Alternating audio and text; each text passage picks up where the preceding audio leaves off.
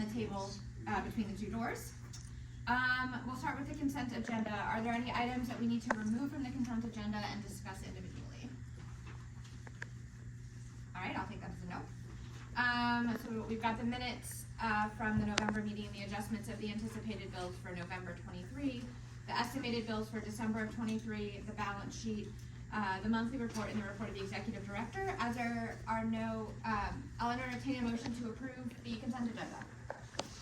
So moved. Is there a second? Second. Okay, let's see, we got Trustee Alexander, Aye. Trustee Brazil, Aye. Trustee Hagan. Aye. All right, as we're going to adopt the items from the consent agenda. Moving on to administrative highlights, tonight we'll hear from the outreach. Yes, I asked Nicholas Holiday is going to talk a little bit about the outreach department and the scope of some of what they do and where I'll be reached in the county. It is. Yeah, my name's Nicholas. Scott is our outreach manager, and he should be on his way, but I got caught up. But I'm not Scott, and if you know Scott, it's pretty funny because I'm taller than Scott. We're gonna tell him you said that. So Scott's the outreach manager, and he wrote out what he was going to say, so I'm just going to kind of go through it, and but these are his words. He started out that he's been working for the Christian County Library for 23 years, and I believe he's our oldest tenured staff member. And throughout that time, he's seen some real change and growth, and he's going to want to start with the outreach department's mission, which is to provide equitable delivery of library resources and services for all people living in the county. Broadly, the day-to-day involves delivering materials to those who can't leave their homes, taking them to schools, community stops, and attending community events, such as parades. Since he's been with the outreach department, he's seen it grow from one person, which was just him, now running the show with 4 different staff members. And up until this year, they worked in a very limited space in the Ozark branch, but once we purchased the next annex, the growth has helped a lot. A lot more space and a lot more area for them to bring in materials. So let's go get to the nitty-gritty. The schedule changes every week regarding site visits. They usually complete around 71 service runs a month. They're broken down into schools and daycares, nursing homes, assisted living facilities, and home band. There are 2 ways that they work with the schools, and they're both based on need. The first is provide age-appropriate materials to school librarians, and the second is allowing the students to select the materials directly. So far this year, we've circulated 7,600 titles through the 6 schools that we visit throughout the county. Monthly visits to the daycares is also instrumental in the child's early literacy skills, and last year we delivered approximately 800 materials to local daycares. Adding 4 full-service branches in the county means 95% of the population is within 10 miles of a library. However, for some of our patrons that have mobility limitations, both permanent and temporary, those branches need to be brought into their homes. Every week, outreach visits nursing homes and assisted living facilities. There's 12 to be exact. Similar to the schools, the visits are based on need. Some facilities receive unaccessioned materials, some receive personalized hand-selected materials, and the others are set up as mini libraries where residents can browse and select their own books, audiobooks, and movies. Patrons living in assisted living facilities and nursing homes are very appreciative. They tell us that all the time. These are our aunts, our uncles, our grandparents, and our parents of people in the community. Carla of Castlewood Living told us, quote, "I wouldn't know what to do without your monthly visits. There's nothing on TV that I want to watch, and I love the bookmobile." Another way we bring the library branches to some of our patrons in most need is through the Homebound program. On Wednesdays, we travel from Billings to Chadwick and everywhere in between, delivering personalized library materials straight to their doors. In order to receive home delivery, it's pretty simple. A patron would just need impaired mobility and they're eligible. Our checkout numbers for the Homebound program run between 350 and 390 materials each month. roughly more than 4,500 this year so far. I can't emphasize enough how important this service is. Kathy, who lives in Billings, said, quote, "I don't have a car, so the delivery service is great. The books and DVDs keep me entertained, and I don't need cable or satellite. The reading material keeps me informed and helps my cognition." William, who is here in Nixa, said, quote, "Thank you for bringing my mother and I books. You are really appreciated, and I think your boss should give a raise." Suspicious for that one. Delivering materials is not all that outreach does. Some days it feels like a real party, especially while attending community celebrations and events. We're talking about holiday parades, sucker days, persimmon days, clever freedom celebration, the spooktacular, Nixpo, and the list goes on and on. It's not an embellishment to say the library is popular. We are constantly told by children and adults how much they love the library and appreciate our services. The kids at Chadwick School request materials all the time and are extremely happy to get them. When we visit the senior centers in Nixa and Ozark, they want to hear about the genealogical resources and the crafting events. Scott, come on back up here. I'm sorry, I was late, my mom. We are right here. You probably already. Okay. This is Scott. Hello. I see what you mean about the height difference. Okay. You probably already know that that you can place a hold on an item and have it delivered to the library branch closest to your home. We do that. But you might not know that you can request library materials to be delivered to our community partners located in cities that have branches. It's true. Outreach delivery materials patrons put on hold to Billings Public Library, the Double E Ice Cream and Burger Shop in Highlandville, and Kay's Market in Chadwick. These are all locations in Cool Cat. Once we deliver the materials to community partner locations, the patron only needs to show their library card to pick them up. I mentioned earlier that we visit daycares and never to build literacy skills. It doesn't end there. Research shows that letter sound knowledge and recognition is the strongest predictor for school. That means that better build literacy skills and school preparedness is having freely and widely available books. Outreach does this by taking donated materials out into the community where people are. We're talking about laundromats, the X Center, the OC, health clinics, the least of these, and more. The books dropped off at these locations are for the community to take home and enjoy. They don't have to bring them back. Think a little like the free little library, but better and bigger. This year we've already surpassed the amount of 12,000 books to these locations. I could go on and on about the work that our department does, such as taking donated materials to the Christian County Jail, or hosting pop-up library card drives, or I could just simply say that we're busy. Often nicknamed the fifth branch because of the amount of materials we circulate, we stay working. Together, the outreach team works to ensure the community is served to the best of our ability and to their needs are met beyond the walls of the library branches. Thank you, Scott. Does anyone have any questions for Scott about outreach? I think that'd be great to include your full report in the minutes, because I think those are numbers that the community would love Okay. to see, so thank you. Fantastic. Yeah. Okay, we're going to move into old business. The first is the parent resource review. There was, and Renee and I spoke about this, so I'm going to go over it, some comments last month, about the parent resource and the ability to put limits on cards for children, on library cards for children, and what they can and can't do. So I wanted to kind of go over those again, as well as remind you that Renee is working on a website, a page for the website with all the parent resources, and this information will be on there as well.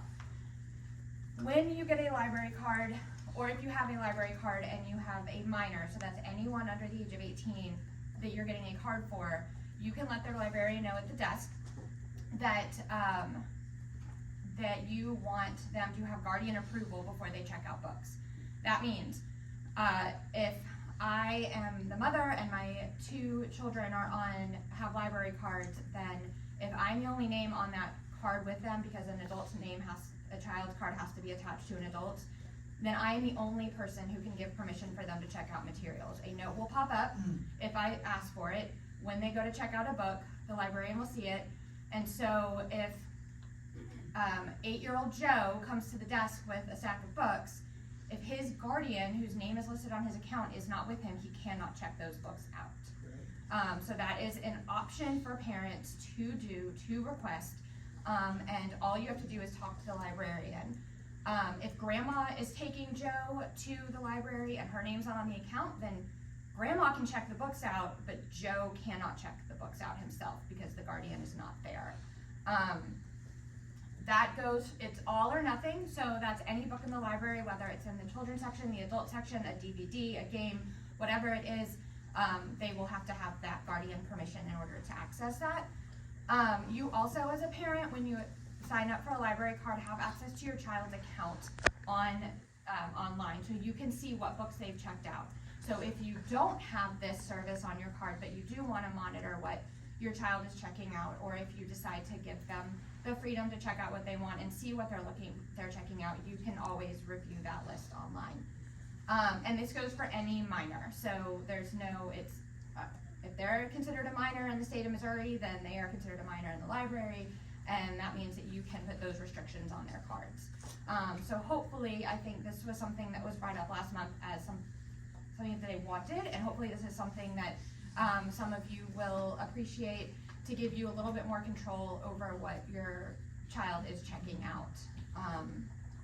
So wanted to review that again. And again, when you go to get your library card, that will be provided with the paperwork moving forward to make sure that you have that information. If you have a library card and your child has a library card, you can go at any time and ask for that restriction to be put on your child's card. I'm not going to take questions at this moment, but after the meeting, if you want to ask, you're more than welcome to. Hopefully that alleviates some of the concern that I know some of you guys have had about the freedom to check out any book in the library and wanting to have a little bit more control. Okay, moving on, the 2024 foundation meeting schedule, we had tabled that at the last meeting since not everybody was with us.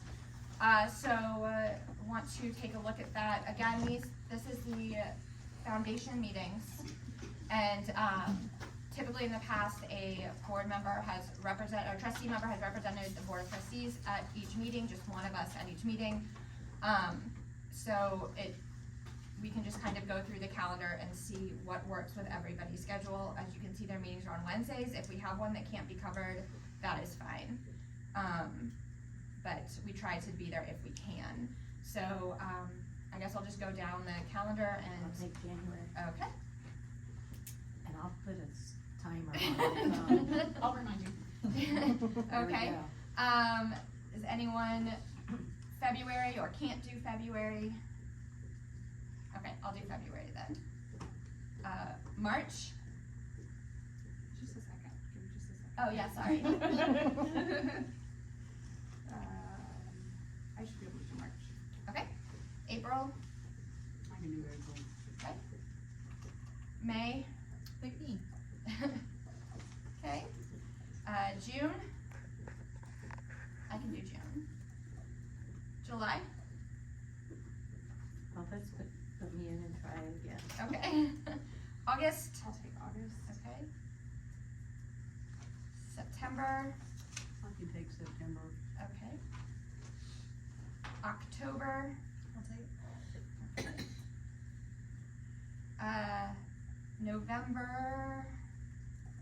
I can do November. And December. That looks like the fun one.